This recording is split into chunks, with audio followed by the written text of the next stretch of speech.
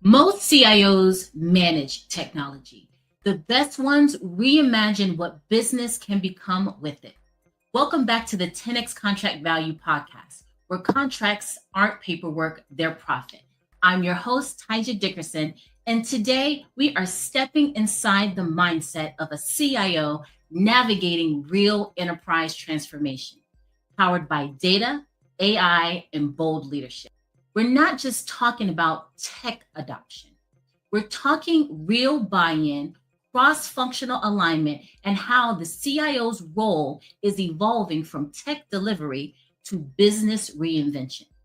This episode isn't just for CIOs. It's for any executive navigating transformation, especially those trying to align technology, data, and people to drive measurable outcomes across the business. Because here is the truth. Today's CIO isn't just managing IT. They're shaping strategy, they're guiding innovation, and they're helping the business see around corners. Today, I'm joined by someone who's not just seen transformation, he's led it from the inside. Ash Mehra is a data and technology leader with over 30 years of experience across some of the most recognized brands in the world. From nearly 2 decades at Procter & Gamble to executive roles at Chobani, Mondelez, Packable, and most recently as Chief Data and Information Officer at Constellation Brands, where I got to see his leadership in action. But what makes Ash different isn't the brands, it's how he leads. Ash doesn't treat data or technology just as a support function. Instead, they are both strategic enablers. Whether that's scaling enterprise systems, unlocking insights through data, or exploring the practical edge of automation and AI in complex or small organizations. Today, we're going beyond buzzwords and driving into how real transformation gets done. Welcome, Ash. How are you doing today? I'm doing very well, thank you. Good, good. You have such a rich career history. So please let me know if I missed anything in your introduction. No, it was a very flattering introduction, so I hope I can live up to it. You do. So let's start with the role itself. CIOs today are being asked to do more than just run systems. They are expected to shape strategy, influence culture, and drive innovation. That's often without clear boundaries or precedent. Yeah, and I think the role has been evolving Mhm. quite steadily in the last maybe even couple of decades. But I think maybe starting from like a decade ago, there was a feeling that, and I would say broadly, and there are many exceptions. There was a feeling that the CIOs are playing a more of a back office role and need to keep the technology working and working reliably. And then as cybersecurity became a really bigger threat, and it Mhm. was people were seeing it, the role included increase and expanded to take into account risk, and I think that's a little bit how the risk evolved. Yeah. However, it was only recently, relatively recently, that the role of using technology and data and digital capabilities as a driver of growth, I think, really expanded to include that as well. So for many years, companies were thinking that they need to have a separate, chief digital officer or digital officer who can really understand the business. And I think this led to what I call innovation theater and digital theater, where you really had some very cool looking, examples. But in a couple of years, those examples didn't really go away. And then there was a realization that you kind of need the full package as a CIO. And what I think has been a relatively recent trend is a CIO as a digital leader and digital officer and a CIO as a data leader and data officer as well. So it's really changed the requirements of the role. And I think today, if you want to play that transformational role, you would need to be not just a technology leader or a data leader. You need to be a business leader as well. So you Mhm. really need to combine all of the three in order to fulfill the expectations of the role. So the role has continued to get more challenging. I think there is probably no better time than the current time to be able to really drive results through this role. Agreed, agreed. So, what shifts in mindset or skill sets do you think is essential for this transition?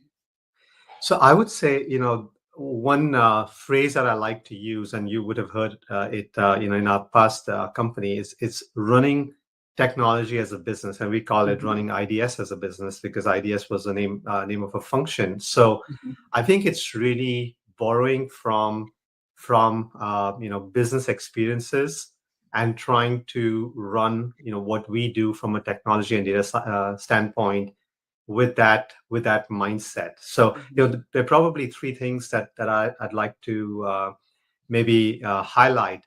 However, broadly, it is being able to run your scope like a business, like any general manager or a P&L leader would run their business, where there is inherent mhm, uncertainty, there's inherent risk, but you still have to make commitments and you still have to deliver value, and you have to share upfront what that value is. So no different from a P&L leader committing to a revenue goal or committing to an EBIT goal and really not having all the building blocks, but you need to do that. And in the technology world, we and even in the data world, we are somehow allergic to doing that because we feel we need all the answers before we can make the commitments, and then it's too late, right? And then you're looking backwards, and then it's not really relevant, etc. But then the three things I'd like to highlight, like within that, I think mhm, one is really having a deep, almost insatiable business curiosity. I think that's important. And the more you learn and want to learn about the business, the more effective you're going to be as a technology leader. The second is being a strategic partner or a thought leader. So doing what it takes to again having the self confidence or the confidence to be able to state your ideas even if they go out of the technology and data lens. And the third thing is really embrace the full goals and the objectives of the company as your own goals and objectives. And I like to say, leave your function out the door.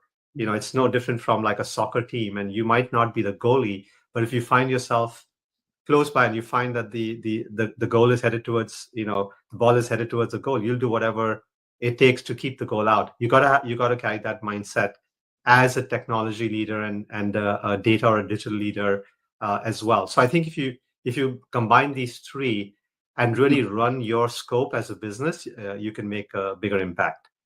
Agreed, agreed. So, real transformation rarely fails because of technology itself, right?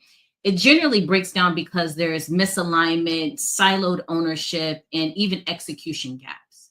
Can you walk us through a transformation or tech initiative where collaboration really made the difference and it maybe explore what made it successful? Yeah, and I think one example, and first, it's clear that I hope for everyone that I'm speaking for myself, not really speaking for any of the companies that maybe I may name, right?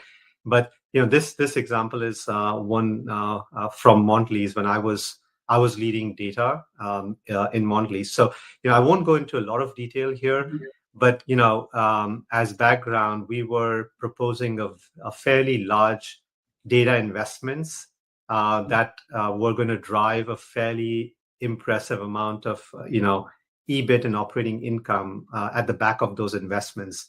I think the key collaboration at that point, that our CEO would not sign this entire proposal till he didn't hear directly from the P&L leaders of their commitment to drive and own the results. mhm, And so, yeah, it took a little bit longer, but I believe that the alliance that was created as a result of that was much was much stronger.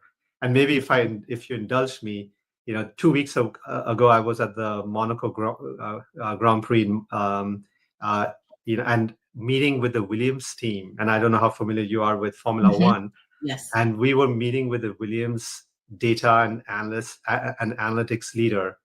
And someone from the audience, it was not a very large group, asked him about the same issue that you were referencing, which is how do you really drive adoption and what's been an experience. And the Williams person said that unlike many other companies, we don't have the budget to be making a multiple bets. So we can't fool around with that.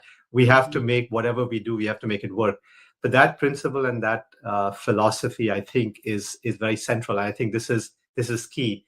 If we can Mhm. really get the company on the same page in terms of moving forward, we would make we could make a huge difference, huge impact, Yes. make a lot of progress. And as you said, the issues are rarely, I would say, or often not with the technology or even with the data, right? Mhm. And you could argue that that's such a big deal, right? Getting your technology and data right. But Mhm. the issues are really one of alignment and Mhm. one of behaving like a single owner. And if you can get that right, even if you make an error in the technology or the data, my experience is that those errors are going to get very rapidly corrected because there's so much wisdom in the company. There's not going to be the patience to be on a wrong track for an extended period of time. So I think Mhm. I think it's really how you drive alignment as you pointed out. Mhm. So I know that you mentioned the CEO, and I appreciate you sharing that story. And I also mentioned, then you mentioned the company being, Yeah. behind the transformation. Where do you see the executive role play into that alignment? Because sometimes when you say company, people think it's Yeah. the individuals that's actually touching the technologies, or maybe that mid-level management. How do you see leadership executives really supporting that Yeah. transformation? No, absolutely. And the opportunities or the issues can be everywhere, right? But if Mhm. if the executives, which is the top of the house, which Mhm. is, really starts even from the board, right? So having a board with the high expectations from technology and data is really critical. Mhm. Um, Having a CEO with that mindset can be a big help. Having an executive team with that mindset can be a big help. And all of that is necessary but not sufficient, because you could run into issues as one of the persons I've worked with closely often says that all politics is local. So the ability to really understand how interests are aligned, right? So you need to know what is needed from a business standpoint, but then you need to know how our individual interests potentially not aligned with that, and Mhm. and having the ability to sense out these things can Mhm. actually save a lot of effort or put people on the right track. So yeah, I think that alignment is more than just the CEO, is more than just a single person. But if the top of the house, if your executive team is not even aligned, maybe you should save your effort and try to do something else. Agreed, agreed. So, in that particular situation, did you have any unexpected allies that showed up to support this data project, or did you have any individuals that were unexpected resistors to the change that you had to navigate? Yeah, there are a few examples, and I'm trying to protect the individuals here, through the examples. But often I'd say at the very outset, it's not necessarily about finding a great idea, an opportunity for the Mhm. business, and then overcoming all the resistance. And I think overcoming the resistance is maybe easier, than it sounds, or it's not as easy as it sounds. I mean, it may even be a fool's errand there. Mhm. But I think it is as critical, probably if not more critical, to find the opportunities which lend themselves to the alignment, and where the interests can be aligned, and then use that as instead as an example which then will draw in other people. So, I think if I talk about, I think we had a great rollout of revenue growth management of the data and technology at Constellation Brands. I think Mhm. some of that had the characteristics where that was an area where a lot of leaders could come together, and the opportunity was very clear. And so it really did come down to how quickly could we all get ready, and how quickly could the data and the tech support that, and could you come up with examples. And when it was seen that indeed that is possible, that became a key tenet of our Mhm. revenue growth management strategy. So often you got to be able to sense out what is that in the intersection of the Venn diagram, where you have the great idea, that you can solve the tech and the business challenge, and that the key stakeholders are are going to get around are going to get behind it and put all of your focus and strength to drive that, just like that. And there are other examples that we may get to, rather than say that, okay, let me just take a difficult alignment and try to win that against all odds. And I think sometimes that you tend to spin your wheels and frustrate a lot of people, because you need to think about your own team, you need to think about the people, the user community, etc. And you don't really want that community to spin, because there could be a lot of loss of momentum. Agreed, agreed. So what would you advice would you share with other leaders that are trying to break silos and build that buy-in across function? Yeah, I think it's going back to some of the things that we said. Really, first, Mhm. like, embrace the goals of the business and the goals of the company as your Mhm. as your personal goals as well. And then try and of course, help people visualize what that success would look like. And I think that can be a very big motivator. And then you have to make sure people understand how this is aligned with what they're trying to achieve.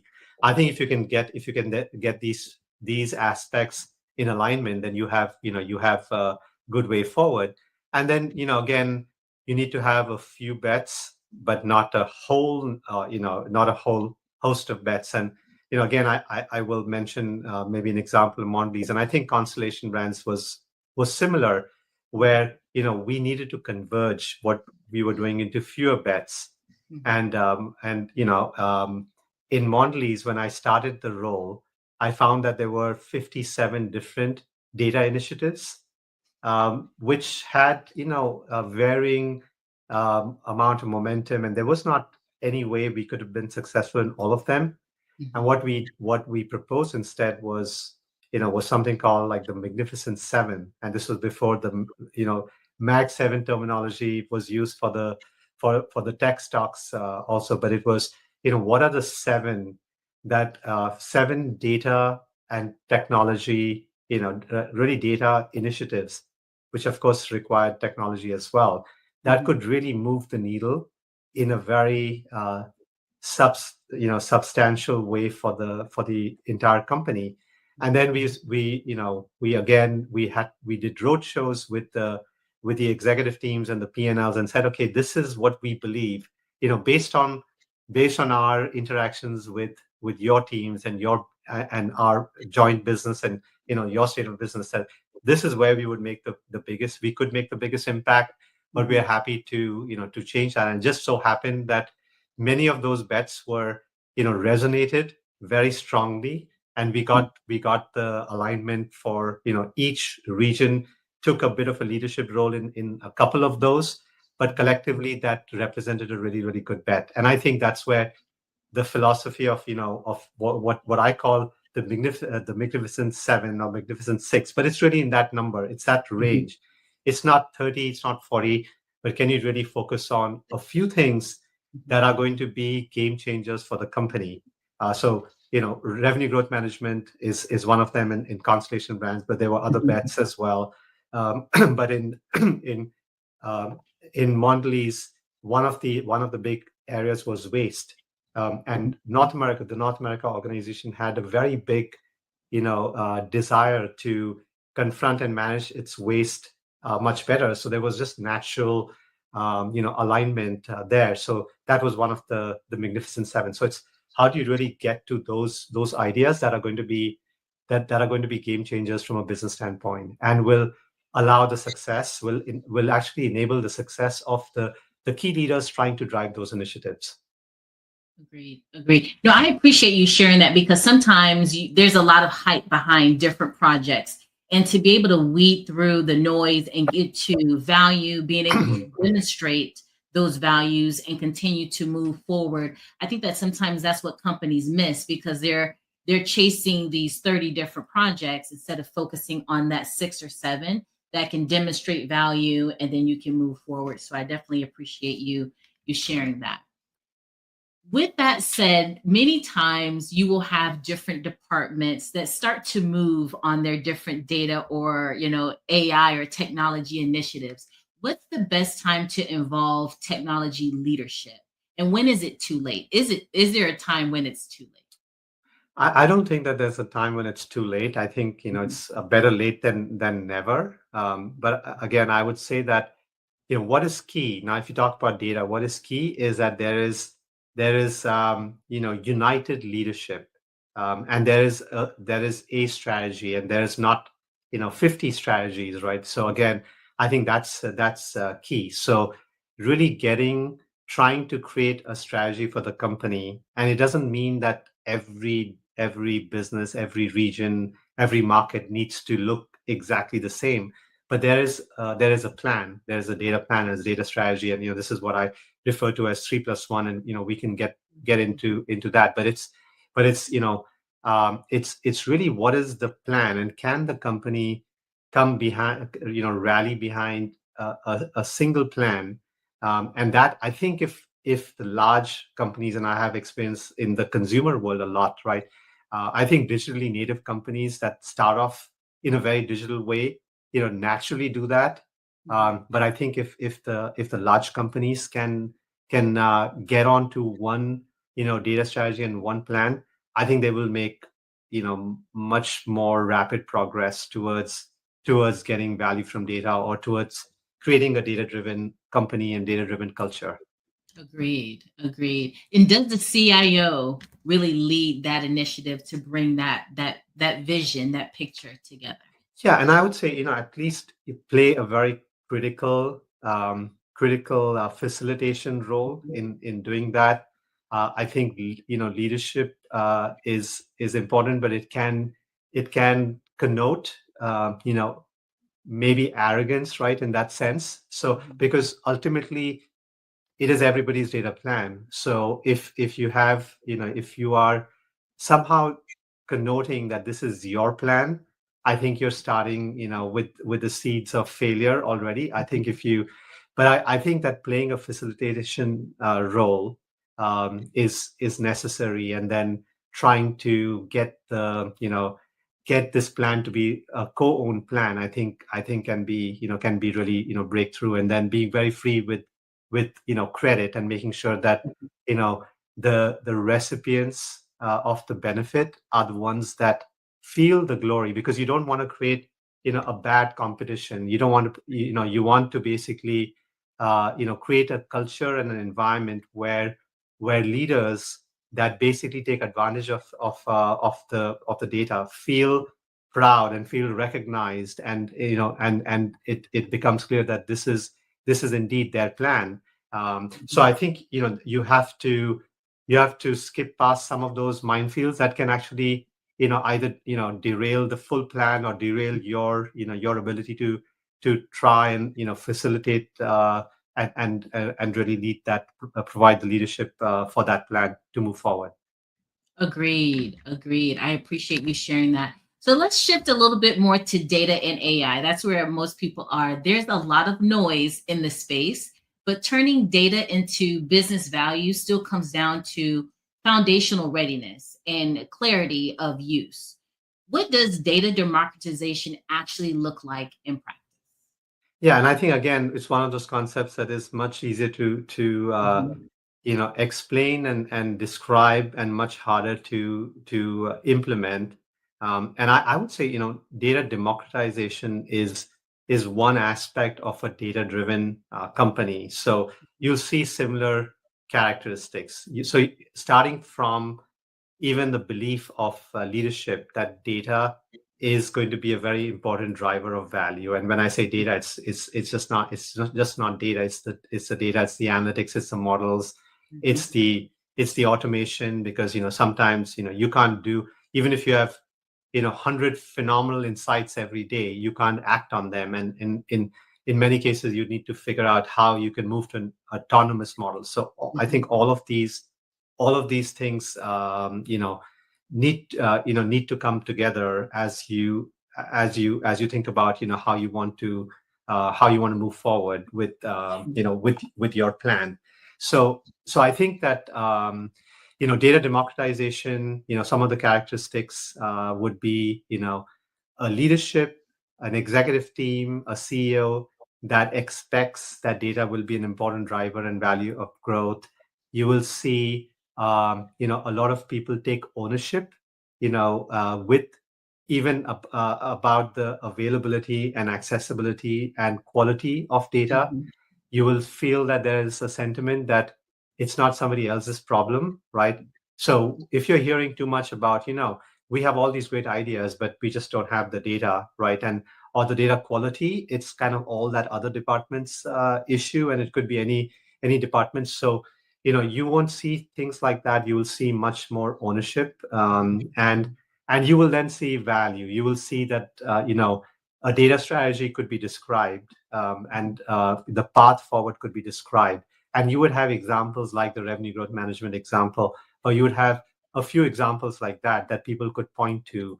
The other thing is you'd have user forums. Mhm. You'd have probably more than just a couple user forums, and some of the best models would be created by people that are not necessarily professionally trained in that area. You just have, because those people would have increased their skills and capabilities. So it's common to see like a Python or an R user forum, or one for Tableau, one for Power BI, where people are freely exchanging their sharing their ideas and exchanging their ideas. And people will have a good understanding of what are the, because you could get lost in a sea of data.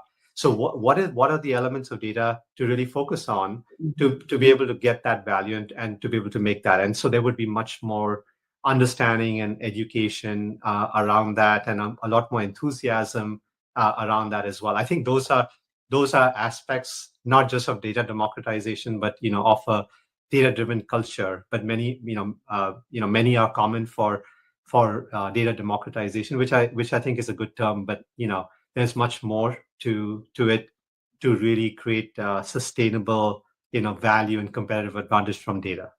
Agreed, agreed. So I know that data needs to be a priority, right? And I think to your point, you don't need to clean all of the data. You really need to understand what data needs to be cleansed to get you to the outcomes or the insights that need to be brought to the organization.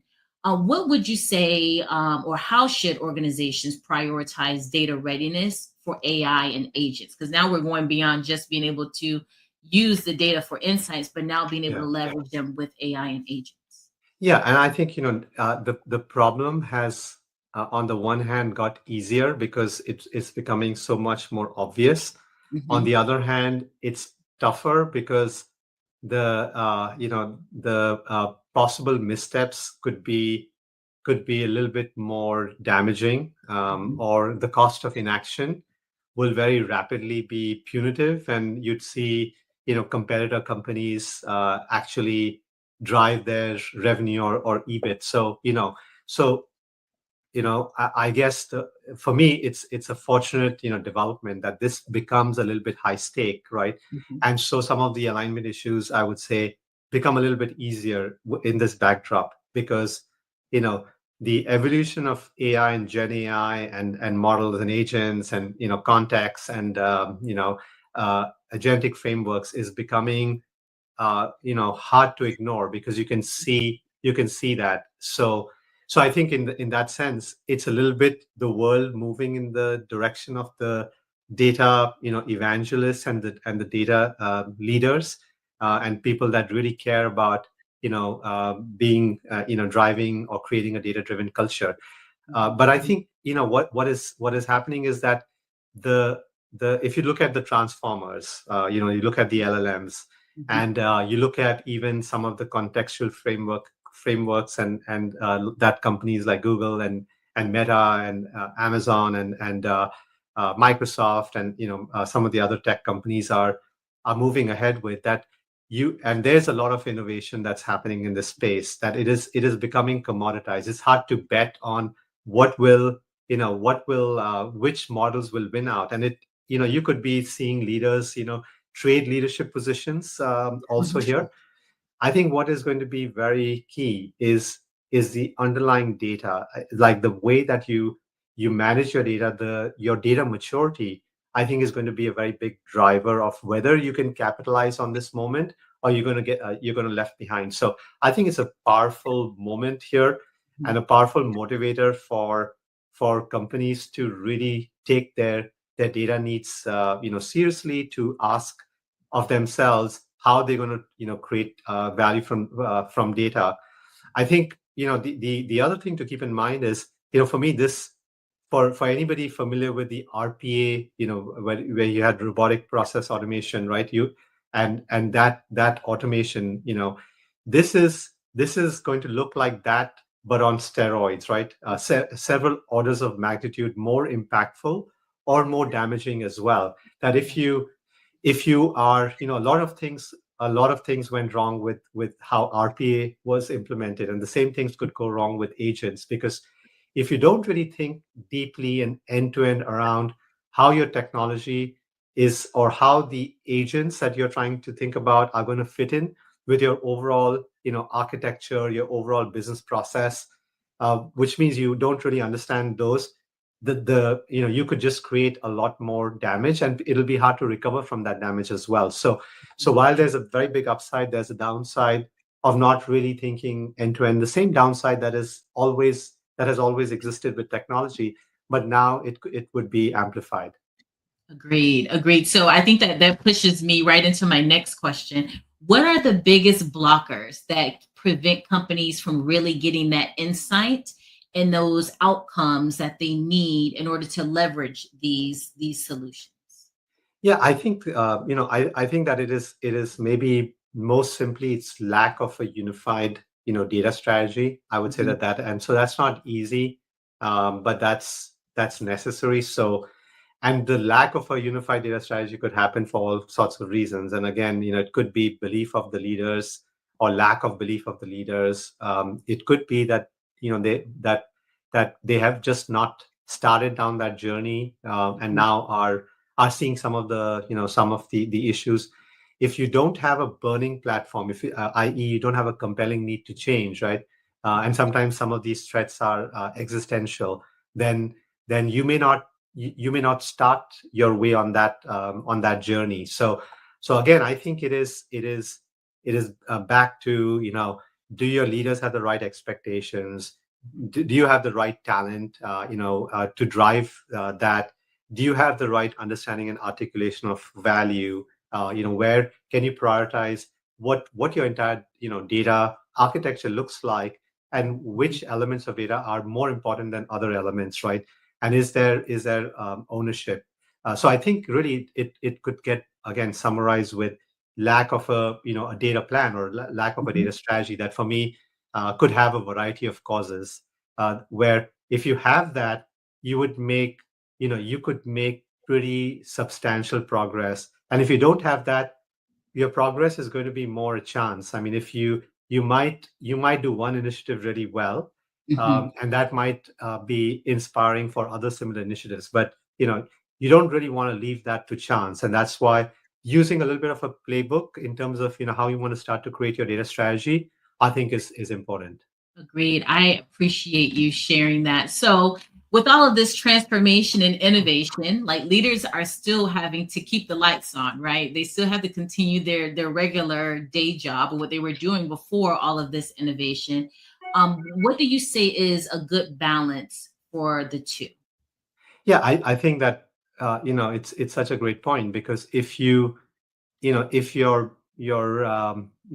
fundamentals are not where they need to be in terms of your reliability, in terms of your operations, you are there's going to be less appetite for innovation, because it's going to be survival. Like, you couldn't really talk about innovation if you're not, your case fill rate is not where your OTIF is not where it needs to be, your manufacturing reliability is not where it needs to be, your technology reliability is not where it needs to be. So, you know, you almost have to earn your right to play in the innovation space. I think by making sure that you're emphasizing day to day, reliability and operational excellence. So I think that goes without saying, because it almost could risk and jeopardize your innovation agenda.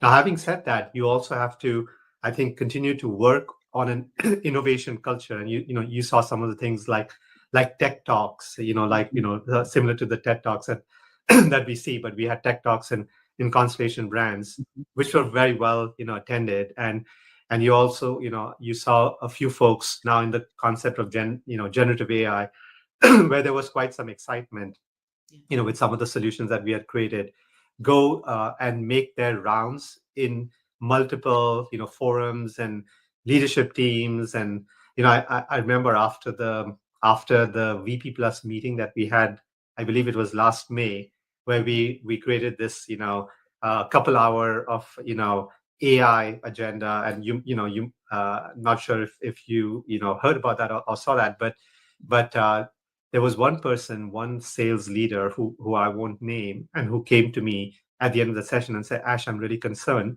I'm concerned about, what this means for my career, because I feel that I'm falling behind. So can you help me?" And we followed up, and we actually traveled to this person's location with his entire team. There were 25 people or so, and we walked them through examples of what Gen AI can do. And there was so much of excitement in the room, right? That it converted from fear into a very positive energy, and people were delighted to know how they could be better parents, and how could they be like super parents and help their kids with their homework. And soon you had, with some of the products that we heard about this seller in Colorado who used one of our Gen AI solutions to create like a recipe, which he used to then sell it into a restaurant. Mhm. And the central team only learned about this after it was done, right? So all credit to that individual. But then that was converted into an agent and given to the hundreds of sellers. So each seller could do that, but they would do that with ease, because it was part of their handheld, and they could get there in a few press of buttons as well. So Mhm. it was important to create that positive move, and the positive culture, and the positive sentiment, to move us forward on that on that path. No, I appreciate you sharing that because I think that sometimes that's the missing element, right? Is the education aspect coming from leadership to the teams, right? Because I think that there is a lot of noise of, all of these jobs are going to be replaced or removed because of AI. And I think that that can also sometimes create resistors to the change because they're unaware of exactly where they place in this overall picture of transformation. By educating the team members, they can see how this is now a superpower, a leverage to what they've been doing every day to really allow them to do more or not work. I don't want to say not work as hard, but they don't have to take on these 80 tasks. Maybe those 80 tasks get transformed to 20 tasks because the AI is helping them leverage that time better and they're able to make better decisions, right? Because they're focused on something much smaller that they can really tangibly manage. So I do think that education is so critical from leadership. And I'm just curious, are you seeing that a lot coming Yeah, from I think there was. leadership? Mhm. Yeah, and I think, when we started, when maybe 2.5 years ago, when, Gen AI took maybe a giant step forward, Mhm. right? And there was a lot of, depending on where you were in the organizations, and this was like a BCG study that I remember reading, but the more close to the CEO you were, the more excitement you felt, but the closer to an entry level position you were, the more fear you felt. So that was, it was untenable to be able to really convert the entire innovation that the company was that was possible in the company, if it was going to be like driven top down. So top down was only one part, but you really needed it to be embraced. So so focusing on education was really key, and that's kind of what we did with the executive leaders, the people on the executive teams. We created the steer codes, the operating steer code, the exec steer code. We created luminaries, and we focused on a lot of like education, early education, with a lot of our key partners and a lot of examples, etc. And then the other thing that was important was to give every employee an ability to very safely test it for themselves. And I think that was one of the key things that made a difference. So, I do think that was one of the secrets of the success that we are having, and we had, and we are going to have in the future as well. It is really to convert that fear into excitement and to enthusiasm. And I think it's often said, I didn't come up with it, but it's kind of memorable that you may not lose your job to AI, but you may lose your job to somebody who uses the AI better, right? So how can you come up with ideas and enrich your job and enrich your own contribution, leveraging AI, and really being part of this big shift that is happening, where AI will become almost table stakes, and the people that can use it better are going to be the people that have better results, and the ones that get the better opportunities as well. Agreed, agreed. So I know that you mentioned your 3+1 framework, but I wanted to dive in that a little bit more. Do you mind going through that a little bit and sharing us, just to Sure. understand the 3.1? And I liked how the conversation played out, because I think that we've touched on many of the aspects of 3+1. But firstly, it just needs to be a little bit simple. And I've played with different cuts and different versions of this, but it is themes of 3+1. And I would say, use these as guidelines. Don't necessarily get married kind of to the words. And it is really important to simplify the data strategy to make it understandable. And I think that is the biggest barrier, because data strategies tend to be hard to understand if you're not a data professional. Even if you're a professional, it still can be a little bit hard to understand. So how do you simplify it? And the 3+1 is really an attempt to simplify a data plan and a data strategy. So let's get into it. So the first part we talked about is Magnificent Seven. It's basically, what are those ideas that are going to make a material difference to how the company operates. That's kind of the requirement for those ideas. So it should be felt, by a large cross section of people. It should be felt in the revenue, in the EBIT. That's how the idea. So it really has to be a big idea, right? So one of the big ideas, like again, from my Procter and Gamble days, was something called Business Sphere, where that was a very immersive way for leadership to understand really what's happening to the business, to the competitors, to pricing, to share. What are some of the insights? What are some of the micro trends before they began their MBR or their SNOP, management business review, or their SNOP process, or we call that IBP. So it's really that was one of the Magnificent Seven, right? And this was one of the Magnificent Seven in Mondelez as well. So it's can we articulate what those big ideas are, and can we make sure that those are on track? And because the other thing is, otherwise this is too conceptual. You say, okay, we need to do all this data prep. Nobody is going to leave you for 3 years if you say, I just need to get my data and the tech right, So please don't come to me for the next 3 years, right? That's not going to be working. So you got to show the way. You got to be able to make people feel the benefits in some chosen area. So that's kind of the Magnificent Seven. And again, it could the specific initiatives could change, but the number has to be around kind of that six or seven, I would say, for at least for large CPGs, and maybe beyond that as well.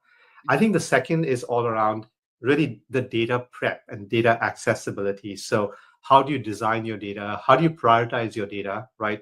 It usually requires the appointment of a data council, right, with Mhm. data domain leaders, and the appointment of custodians and data custodians, data stewards, right? But the whole, maturity of data, right? It does involve like data governance. Mhm.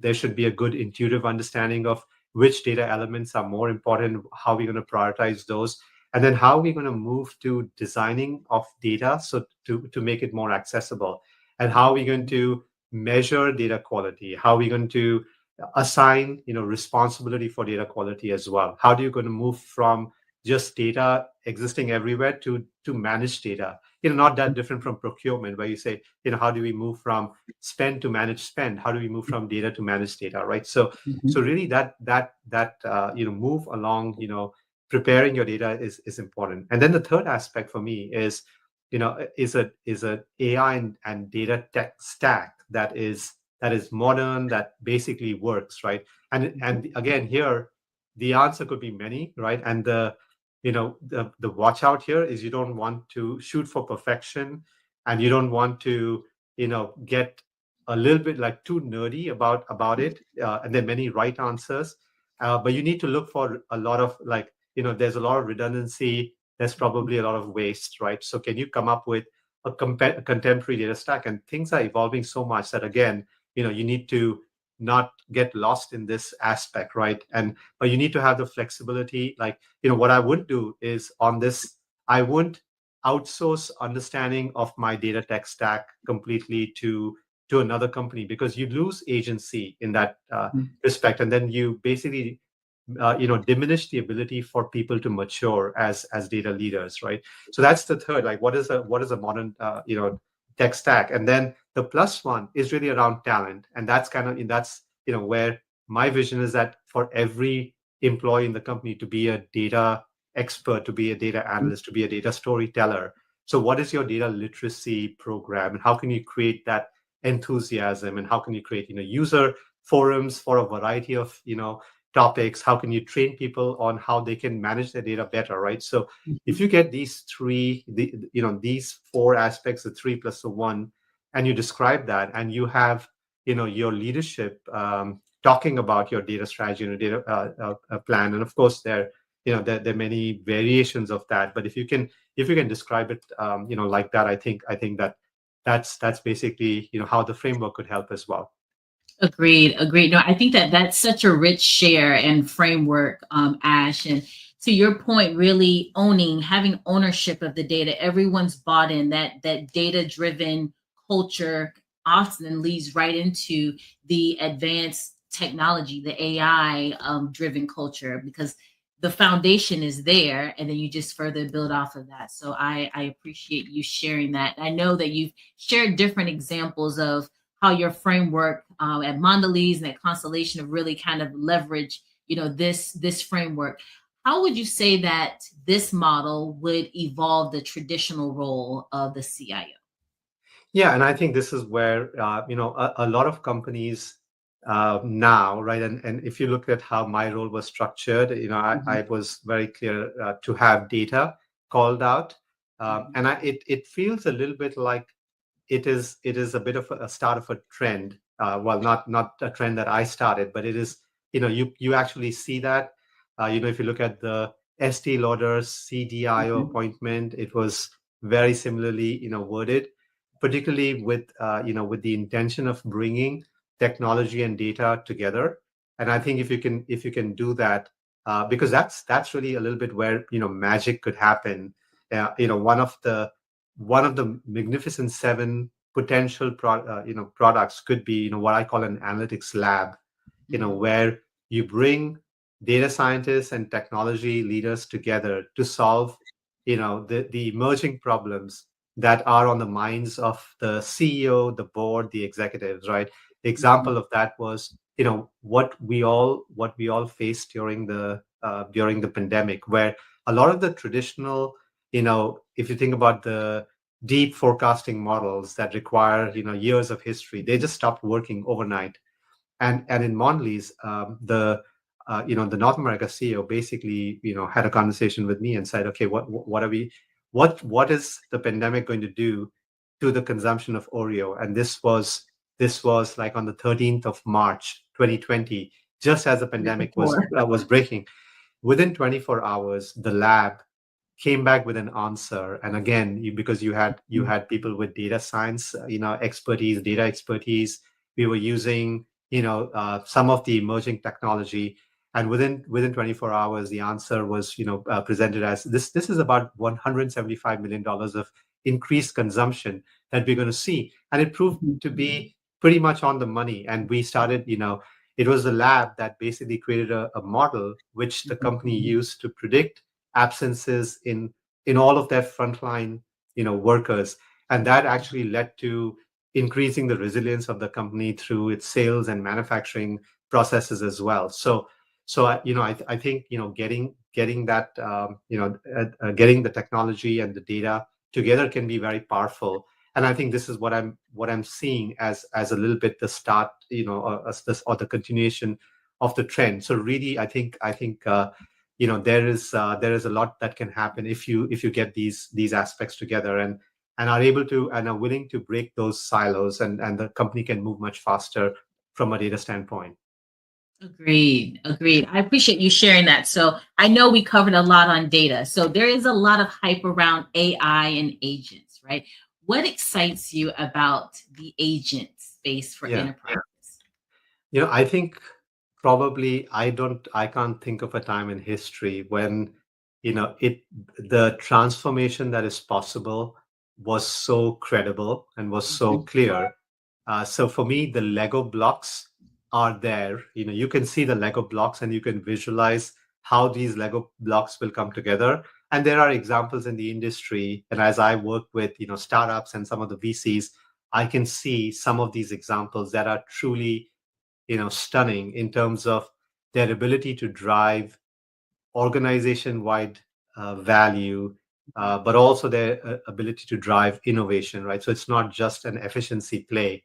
Though efficiency is almost like, you need to have a plan to work on your efficiency using, using your data, using your AI, using your agents type of a structure. So you should do that now with the transformers having the ability to have a conversation, and then Mhm. also transformers being used to create agents that actually can do work for you. And maybe I'll share an example of startup that I work with, that was working in the you know basically in the medical, retail, and they're not a lot of companies, but they were able to take 500 million annual calls and end-to-end digitize about 40% of those calls, where a consumer is calling asking about their insurance entitlement. So a transformer has to have a conversation with them, understand what their ask is, and then use the right agents to be able to and some of that could be finding out validating what is the insurance that this person had, identifying the person, validating that, and then coming up with an answer to that query, which is what medications could my insurance be responsible for. So you can actually have like an end-to-end way to manage that. And so therefore this is very, very exciting. So we can make, think about all the shared services, organizations that large companies tend to have. And now you can really, if you think about the driving, or pivoting to value, you can digitize a lot, and you can really focus on how values is being created. But also kind of in the innovation space, you see a lot of opportunity there. So can you really take a 12 to 18-month innovation process for new products and cut that by half using AI and Gen AI in a variety of ways. And we were testing many of these in Constellation as well. So I do think that the building blocks, the Lego blocks of what can be really dramatic transformation, both in the efficiency area, but also in the innovation, in the revenue growth area. All those are available to us, and I think it's a really exciting time. I think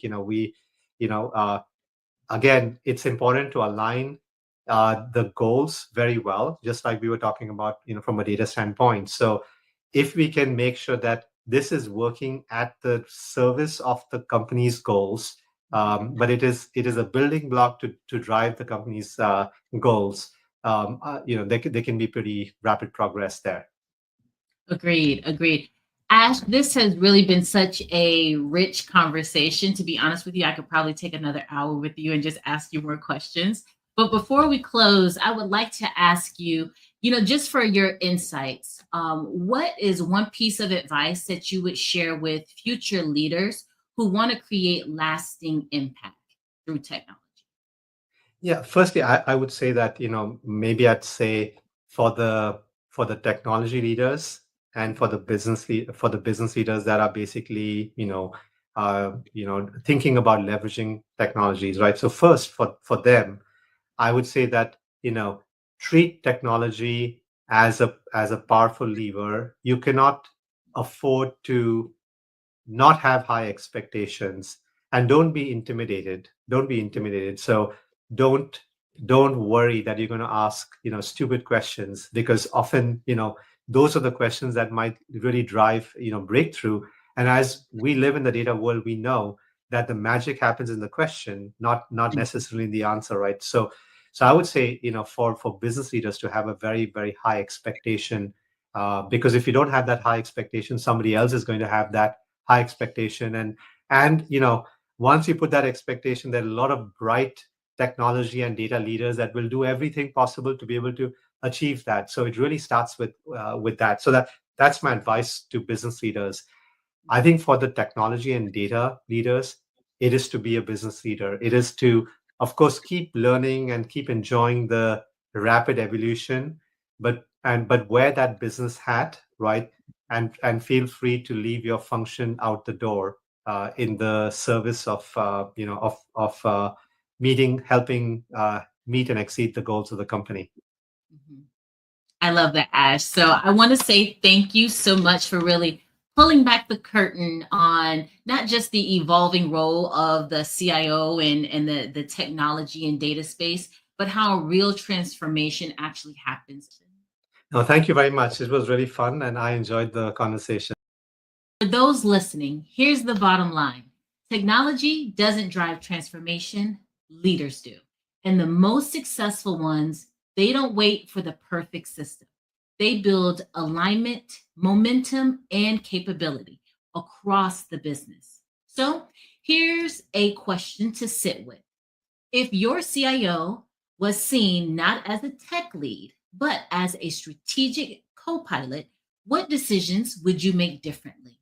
Because alignment isn't just about systems, it's about trust, it's about timing, and shared ownership. And in today's world, your ability to partner across those lines may be the difference between growth and getting outpaced. If you enjoyed this episode with Ash Mehra, who gave a wealth of knowledge, here's what you do next. Please hit the like button and subscribe so you don't miss what's coming up next week. We also ask that you share this episode with at least 3 other leaders who you think that would appreciate these insights. This episode was sponsored by Contract IQ, who's disrupting the way that companies manage, execute, and extract value from their contracts leveraging AI. This is Tyja Dickerson, and you've been listening to the 10X Contract Value Podcast, Cutting Edge Insights, where we don't just manage contracts, we master them. See you next time.